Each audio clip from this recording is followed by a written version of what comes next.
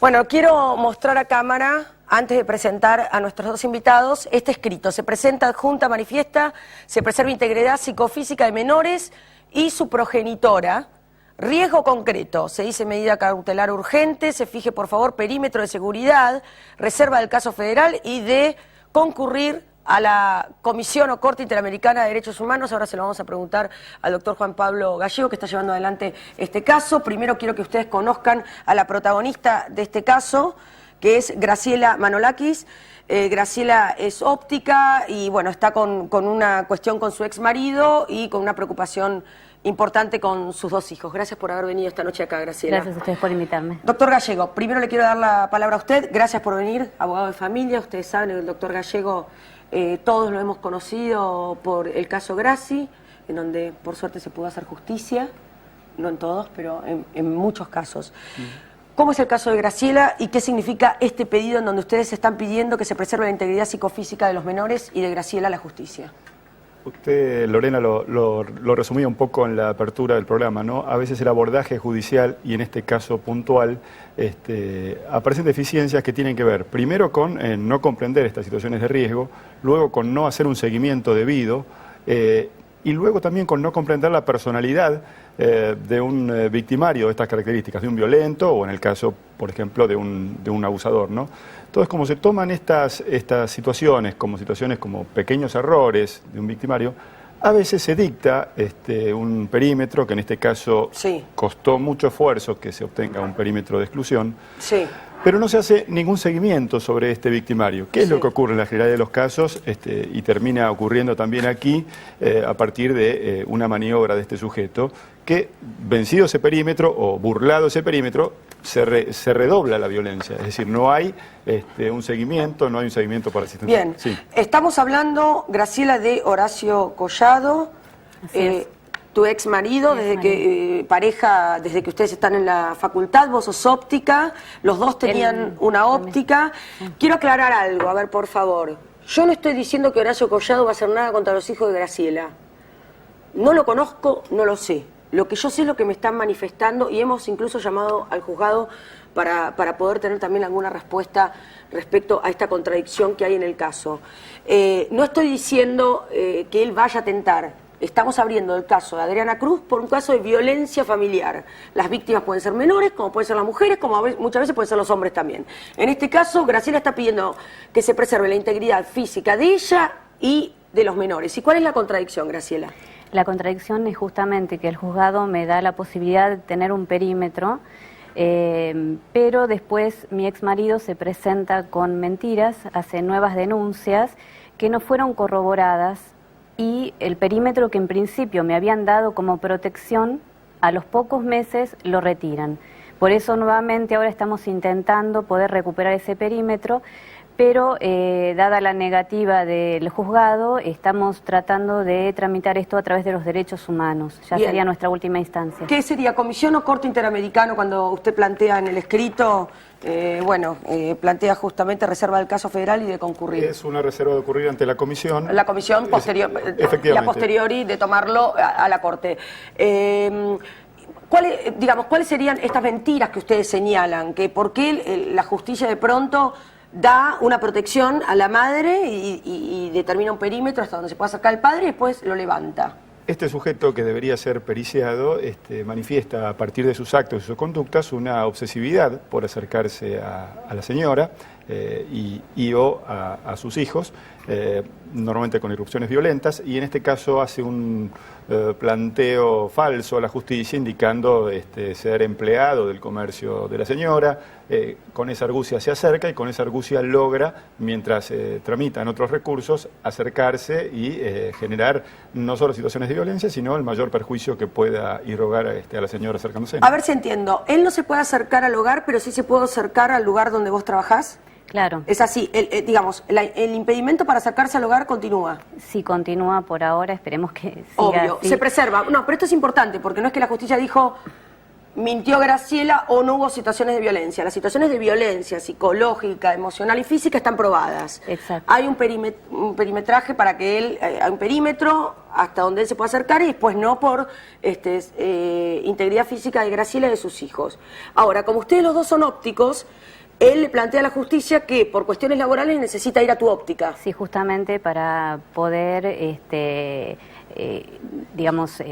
poder dar la cuota alimentaria, y cosa que es mentira porque él tiene su propio local y trabaja para él prácticamente, porque hoy por hoy nos ha costado muchísimo poder llegar a obtener algunas de las cuotas, porque no había hecho los aportes, tampoco a la obra social, donde tiene a cargo el menor. Bien. Entonces, bueno, realmente resulta bastante complicado, ¿no? Todo esto está, digamos, bajo un mismo juez. ¿Un juez está diciendo esta mujer corre peligro en su casa, pero no en la óptica?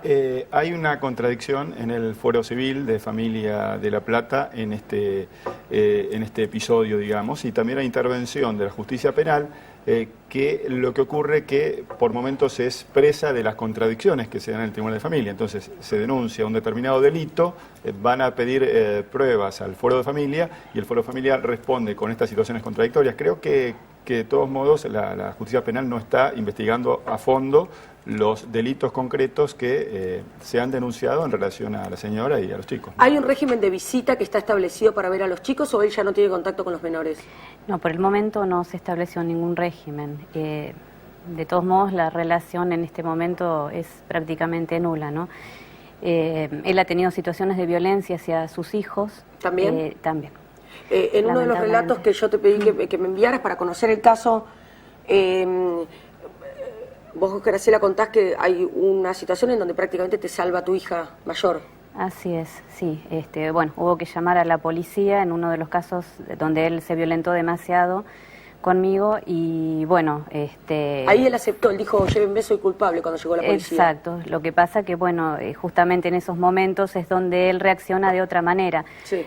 Frente a la familia es admitió el totalmente hecho. agresivo, pero admitió el hecho frente a la policía. Pero no siempre fue así porque también ha tenido episodios de violencia contra la policía misma. Bien, ¿y cómo se da el día a día en el ámbito laboral? Es insostenible la situación. Genera situaciones de malestar, no solo de parte mía, sino de mis empleados, porque también ha tenido situaciones complejas con mis empleados. Bien, ¿y él va a trabajar ahí? O sea, ¿vos le tenés que pagar un sueldo a él para que él te dé la cuota a vos? Él tiene su local, yo quiero que quede claro que él tiene su local y no tiene necesidad. Es decir, él tiene su negocio que está en otra en mi localidad. área laboral. Ajá. Exacto. Bien, aparentemente esto la justicia civil no lo entendió. Efectivamente, y con eso lo que logra no es un beneficio económico como empleado, que no lo es, sino que lo que logra es irrumpir, es decir, que la señora esté permanentemente intranquila sabiendo que este sujeto puede irrumpir en cualquier momento y desde echarle un cliente o generarle un conflicto con empleados, digamos, esta posibilidad de sorprender cuando No, bueno, si la lo justicia desea. penal dice no pueden tener contacto, no pueden tener contacto. Yo no sé si nuestra producción llamó a la justicia penal o a la justicia civil, creo que a la civil, pero de todos modos estamos acá, estamos a disposición y tenemos nuestro correo, será justicia@fibertel.com.ar, por si quieren hacer algún descargo o alguna aclaración, no tenemos ningún problema. Por lo que yo veo acá es, por un lado, una falta de profundización, corríjame doctor Gallego si me equivoco, por parte de la justicia penal, de tomar todos los recaudos, un asistente social que dé cuenta de la situación, que hable con los chicos, etcétera, un seguimiento del caso y por otro lado, bueno, la justicia civil que toma el tema como la falta de empleo y sin tomar en cuenta lo que está pasando a nivel penal. Efectivamente, y periciar a estos sujetos. Esto a veces la justicia civil comete el error también de generar una suerte de presunción de inocencia. Decir, bueno, hay que ver si cometieron un error o no. Es decir, hay que periciar a estos sujetos para determinar la peligrosidad y a partir de obtener un dictamen, de obtener un perfil de este sujeto, ver hasta dónde es conveniente extender estas medidas de protección, ampliarlas, y esto es lo que no se hace. Se improvisa mucho con estas medidas. Claro, porque lo que estoy pensando que no...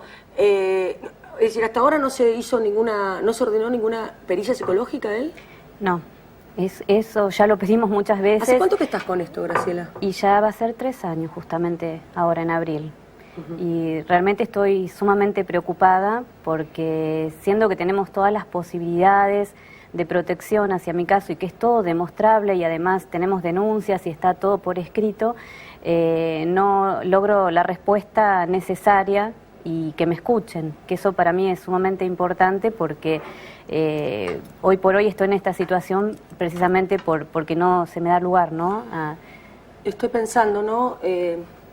Abrimos este programa con el caso de Adriana Cruz. Adriana Cruz es como un caso extremo por donde se lo veía, no solo por cómo concluyó con la muerte de este chiquito de Martín, por cómo lo mató, sino porque fue un intento previo, hubo avisos, una internación psiquiátrica, pero no siempre la muerte o el crimen llega de esta manera. Muchas veces, y lo vemos día a día, porque hoy ya se sumó, hoy contamos en el noticiero 2 casos de violencia de género, uno en Bahía Blanca y otro el de la chica Romina, 2 mujeres que tienen más del 40% del cuerpo quemado, uno de los hombres está prófugo, etcétera. Y son casos en donde tal vez siempre hay indicios previos, en este caso está Graciela gritando a 1000 voces con sus abogados pidiendo por favor que la escuchen, pero no siempre tiene que haber una internación psiquiátrica. O no siempre tiene que haber alguien que intente matar a los hijos previamente con ansiolíticos. Es decir, muchas veces la muerte llega de una manera más inesperada, pero ahí tienen que estar los ojos de la justicia, o de un asistente social o de un poder del Estado que tome el caso. Termina llegando tarde la justicia y terminamos con las consecuencias como este caso, que no digo que se va a repetir en este concreto, pero esto es, lamentablemente, es información de todos los días y tiene que ver con estas improvisaciones. Tenemos leyes nuevas, hay tratados internacionales, pero bueno, falta aplicación, falta control, falta seguimiento y falta entender también esta problemática y falta también una cultura de esta problemática que, bueno, evidentemente va a llevar años, pero mientras lleva años, muchas personas, en otro caso niños, y en este caso una mujer y sus hijos, bueno, corriendo serios peligros, ¿no? A mí me parece que el caso, corríjanme ustedes si estoy equivocada, que el caso de Adriana Cruz lo que hace es despertar sectores de la sociedad que permanecían dormidos, porque hasta ahora el tema de la violencia familiar lo veían como un tema, cuando no de feministas, pero sí de mujeres, ¿no? Mujer a la loca que cree que la voy a matar, la loca que no sé qué, las mujeres. Y de pronto, en este caso estamos viendo a la mujer que ella misma se autodenomina la loca, no sé qué, digamos, pero que llega, más allá de que sea la madre o el padre, quien paga el precio de todo esto es el menor, o son los menores.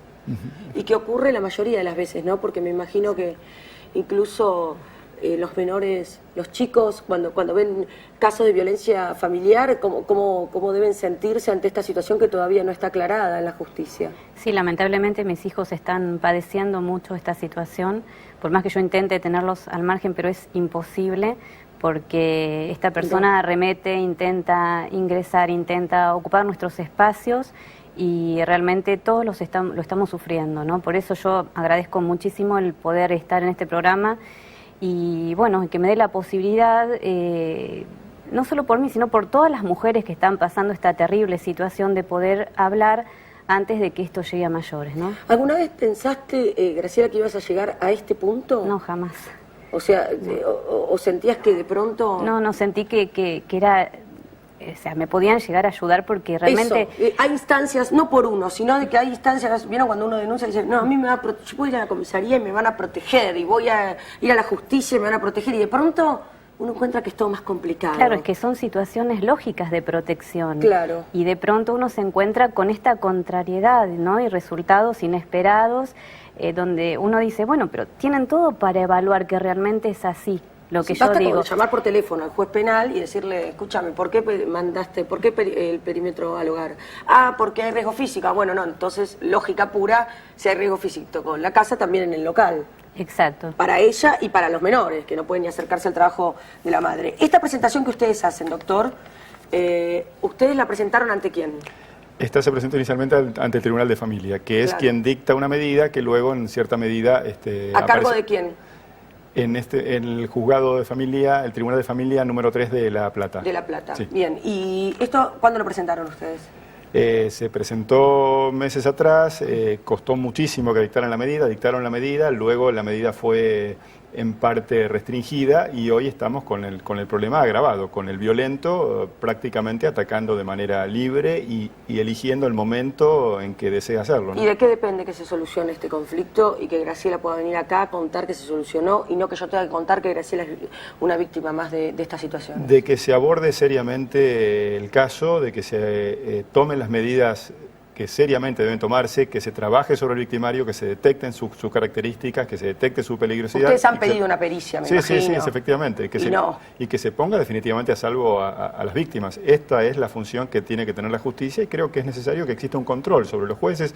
Hay jueces hoy que desde el máximo tribunal de la Nación están imponiendo políticas positivas en esta materia, pero creemos que hacia abajo no hay el necesario control, ¿no? Como la Oficina de Violencia Doméstica de la Corte Suprema, que obviamente no puede abarcar Efectivamente. todos los casos del país. Gracias a ambos por haber estado.